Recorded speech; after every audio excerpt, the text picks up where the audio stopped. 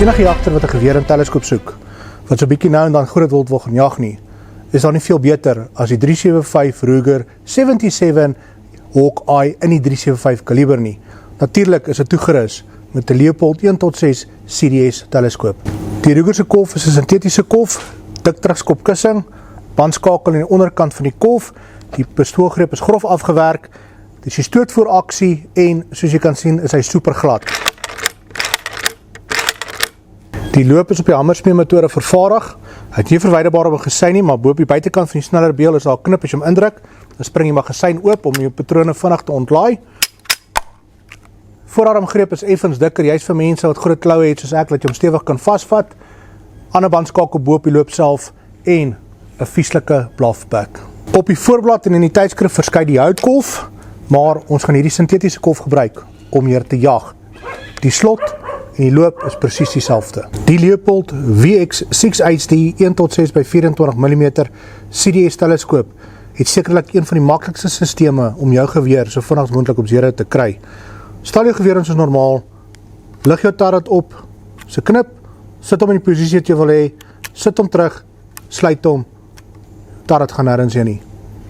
As jy so 'n teleskoop koop, lees die inligting brosjure volledig deur.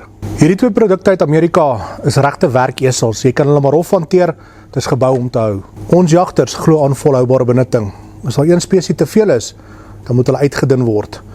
Nou, daar is 'n groot kameelperdbil wat 'n jonger bil seer gemaak het, en daai jonger billetjie moet nou neergesit word. Daar is sekere mense wat dit nie kan verstaan nie, daar is sekere mense wat dit nie wil verstaan nie, en dan is dit pleinweg net common sense wat mense dit kan inneem nie.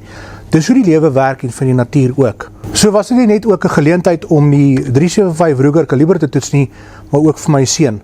Ek gaan môre laat hy daai billetjie skiet. Ons gaan eers geweer instel so op 80 meter, 'n groepering skiet, en daarvan af gaan ons daai bult soek.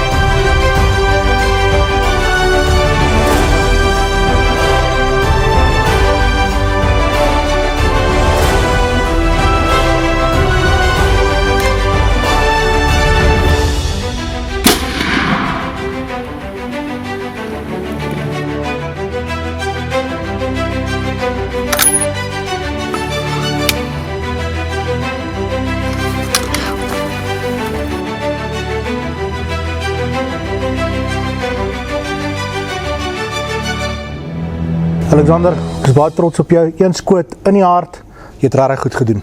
Yes, baie dankie pa. Dit was 'n regtig experience van 'n leeftyd gewees om die kameelperd vandag te kan kry. En by the way, ek sien klaar my naam staan op hierdie geweer en die teleskoop. Baie dankie. Jy sê jou wat verbeel.